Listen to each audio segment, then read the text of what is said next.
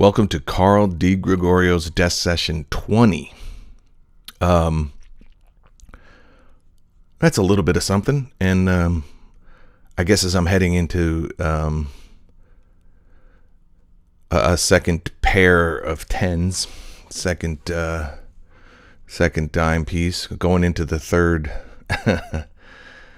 10 spot, I need to think about where I'm at.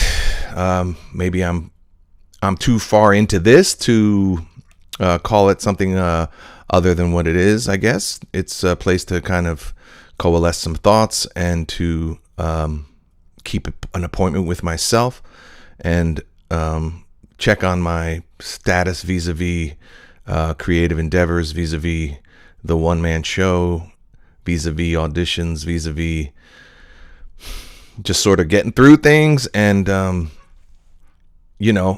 I guess where I'd want to go is I guess if you knew about my my sort of history, a lot of it was stand-up comedy, and these death sessions have wound up being a bit serious and a little bit dour, but I'm sort of just kind of going off the top where I'm at when I press the space bar. So I don't want to fake the funk, and I don't want to be,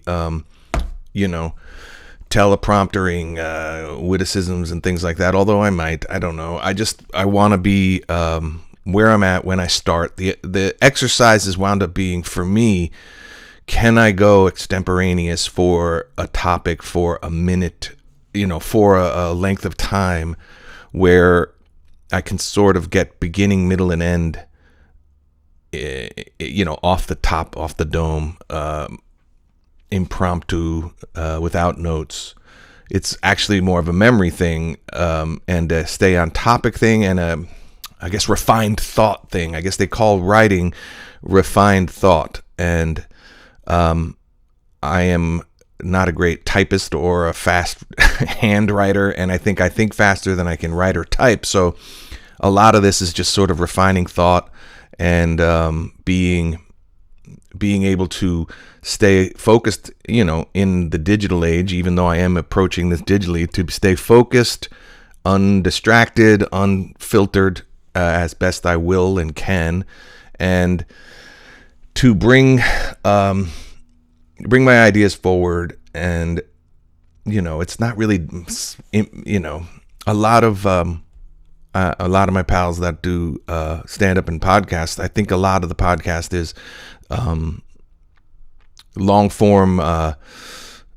It's like material mining. If something comes up funny, dope, interaction, or some kind of quip becomes resonates, has a punchline, you might see that turn up, and on top of also stage time and extending sets and working stuff out. I think that's a lot of what's happening here for me. Is I just I want to stay focused. Now, last week we talked about the fires. They're not over yet, and the lingering effect of where people are at is not over yet, and too many people are just, I can't imagine what they're going through. So I guess my theme to bring more levity to this is not really possible this week. But I guess if you can't, the unimaginable is imaginable in many cases.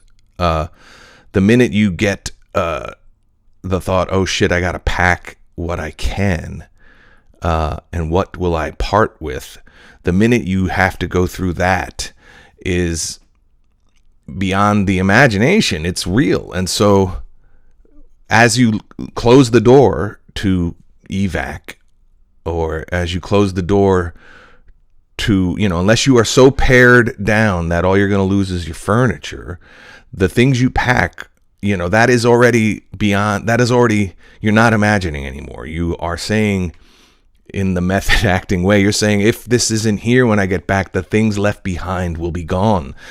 And in some of those cases, in the Palisades and in out in near Pasadena and Altadena and all that part of the world, those decisions were made, and then the reality became the nightmare became the reality. And So people are, I think I'm lingering with that thought of, obviously what's important to take, and is any of it important to take? None of it's worth dying for, but obviously the sun also rises, and so obviously Apollo Creed said there is no tomorrow, but often there is a tomorrow. And so facing tomorrow without irreplaceable items is not the worst thing, but it's pretty damn bad. And obviously we want to get away from the materialism and things like that. But when I was in the hotel, I evacuated only because of an excess of caution,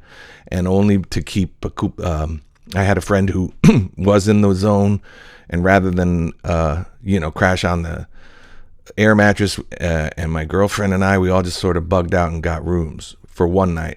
So my experience was not anything approaching a red line of terror or anything. It was more just out of preponderance of care and good fortune, I suppose, to be able to do so. So, but the idea of parting with things, what's important, what I had on me, you do your best. I don't know why I needed 40 AA batteries for, but I packed that, and we're back, and some people aren't. And I want to be on the theme of the death session, and on the theme of getting my show done, and what's important, and carrying the light. It's kind of heavy. So again, not so much comedy, but it's kind of heavy what's happening in my thought process. What the idea of acquiring any, I thought about maybe I should have packed my mic. I should have packed the things that I need to do this, even though, it's cumbersome and not essential. It would have been like a lifeline to obviously still being able to audition for voiceover. It would have been a lifeline to do this. It would have still, and I left it behind, and obviously I was, like I said, not in a direct line of the fires, but I got a wink to say, this is what you might want to take next time, and how do you pack it up quickly, and how do you, but the idea of spending money now on things has changed. Like, what do you spend money on except to hold on to it for those emergencies? And what do you acquire in retail therapy situations? What do you acquire now that's really worth the outlay of cash? Because if it's not coming in if you're not putting it in the car, it wasn't that, it probably wasn't worth the cash. So, there's a lot to think about, and a lot, I just hate that so many people have to, a lot of axioms and adages are, worst case scenarios or best case scenarios. And so, health is wealth, and, there's nothing more priceless than your life. And those are true. But it's really tough to have to live those when you did survive, and now you're left with embers and ashes of lives built. And it's gotta be daunting. And so I have a lot of sympathy for that. Some of the cool stuff that I've been seeing is, I work out and I walk in a park, and it's in this office park area, and one of the upsides of people working remotely on these office parks being empty in a lot of cases is that it's been a staging ground for firemen, and there's all these mobile homes and honey wagons and all these engines and trucks from out of state, and that's where they're posting people up. And man, that's cool to see. Just how they the brotherhood, the camaraderie of coming as far as, I saw a truck from Utah, and it's I guess it's that stuff that we're going to have to hold on to. And maybe for me, it has to. I wouldn't have been in the arts. I wouldn't have gone in the direction of the intrinsic, or I wouldn't have gone in the realm of ethereal arts and letters and ideas. I wouldn't have gone in that direction if I didn't believe in that.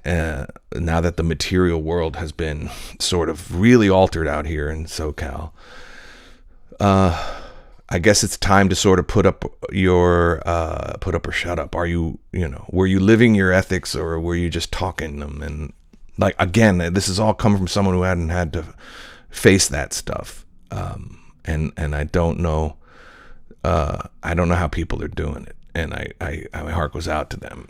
And,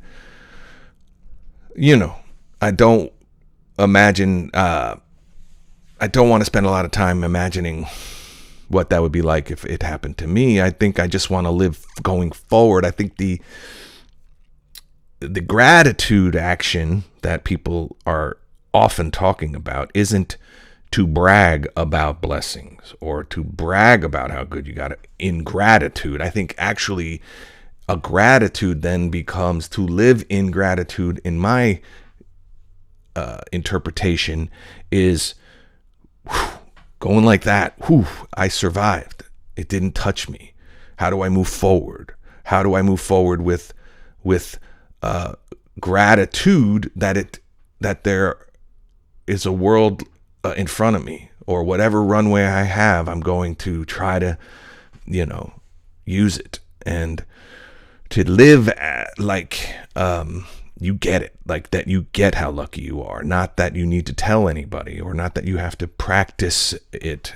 I think the practice is to go forward joyfully, and that's sort of a revelation just saying it now, that if you were I've worked really hard to think about things half full. For a long time, I was a half empty person, and maybe it's still a default setting, in that the training and the work on myself and the therapy and the exercise and all the quitting cigarettes and things like that, like all of that was to, get myself to start to practice being half full as far as an optimistic outlook. And it's very hard because it's only a percentage of the time, all that training and all that journaling and all this effort to talk on a vlog or to do stand-up, all those efforts to do something affirming, life affirming, those were practices that were belying a default setting to, half empty.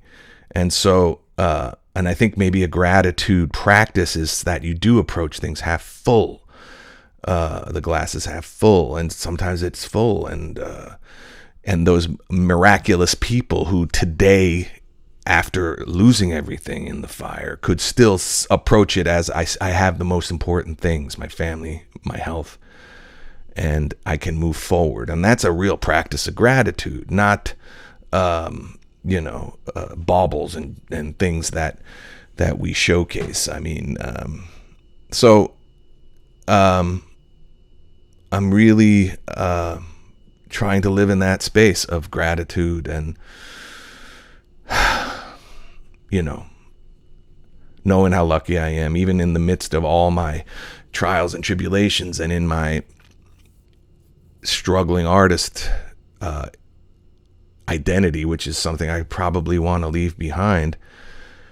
Not probably, I do want to leave the struggling artist identity behind, because all that did was keep me identified as struggling, as opposed to achieving or practicing or a doing artist, which I have been, but it was always so much like a quicksand feeling, so much like a ankle weights feeling, or carrying a rucksack feeling of everything had to be difficult. And it's difficult enough. You could be doing everything right. You could be financially a financial rock star and have a house in the Palisades, and all of that can be taken away. So you don't have to manufacture depth with struggle. And that's a revelation that came to me late in my career, that all the actors you admired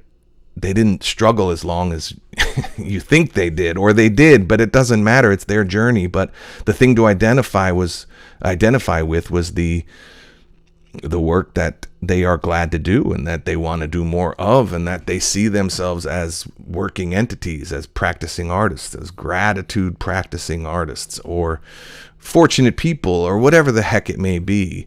That identity is something that I have to work on, is to flock to that identity of the working actor, of the I got there because comedy is so single-minded, but the effort when you do stand-up, you have to get up a lot, and so you do. There's so many friends that I count as friends, and so many people that I don't see a lot of anymore because I'm out of the loop. But even though it is sort of a lonely solo thing, you are constantly around your crew of comics, and you're always showing up and seeing people and trying to get on a show, and you're just glad handing, and so you do. It's very social that way, and so, it's there's a lot going on. Is all I'll say about where things are this week. And this is Session20, and I don't have a lot to report except I'm grateful, and I've been finally back on to some writing, and finally I'm still packed. I still have several bags packed. I'm a little superstitious, and I know that the fires are not 100% contained, but I'll be grateful to sort of be able to remind myself that we made it, and those of you who didn't, my heart goes out, and lives are forever changed, and I don't know. It's a tough one. It's hard not to absorb some of that anxiety as an empathetic person, I suppose. And one of the things that makes an actor is that they identify with emotions of the characters they play. And so, if you've noticed, a lot of episodic television that is in the present day has to somehow either ignore it or do some kind of nod to the pandemic, or they just ignore it, or that's why you're seeing a lot of things taking place in the past. The cell phone has changed everything, and it's messed up storytelling to some degree, because it's harder to get lost with GPS. It's harder to miss a message when it's not on an answering machine before you open the door with your groceries, and you miss the love of your life telling you that I'm outside, but you only get the message. All that sweet anguish of the analog days is not really present anymore. And so, you have to think about, will this fire is going to have to be part of the story moving forward, and it'll be a before and after type of thing. And I do absorb. I don't think there's a word, absorb, but I do absorb sometimes the emotion outside of me that I have anxiety that's really not present in my life. That is part of the extending of, that's the muscle of acting. Maybe it's a little too methody, but to someday there's going to be some reckoning in storytelling. There will be a version of this story told, and you could imagine having to play that, and it wouldn't be fun, because it would be facing those things. It's all gone. It is all gone. And there's this process. I think it's a Stella Adler process. It might be a Sandy Meisner process, but it's called endowing your props, right? So you go to the prop table, or you go to the property master, and your character has a mirror and a brush, or a cigarette case. And most times in a film, you're not gonna get to go home with it. You're not going to be able to do much with it. And maybe during a play, you get to mess with it, and it goes back to the prop table or something like that. But the idea is you endow the prop with meaning to you, i.e. meaning to your character. And so when all the props that are already endowed by years of holding on to, of years of passing the heirlooms down, when those go up in flames and are gone, man, that's a tough feeling. That's an empty feeling. And anyway, I do relate to that for some reason, because maybe I have attachment to objects and things like that. And it's not the worst thing, because losing loved ones would be the worst thing, and losing yourself would be the worst thing, but it's right up there. So let's, if we are the lucky, let's remember it and try to go out with a bang and not a whimper. And I know it sucks to happen in January, but maybe that's for me, that's the way to be activated is, it's still the first month. It's a rough fucking start, but let's I'll break my grumpy streak of saying I do my resolutions on my birthday, and let's be resolute in the new year that this too shall pass, which is a real tough one, but it's true. And these adages keep coming back, and who knows? I hope you're all doing all right if you're watching this, and I hope we can move forward with hope. And I hope I can get back on track to something as frivolous as working on a one-man show on spec. And thanks for checking me out on the Death Session number 20. Peace.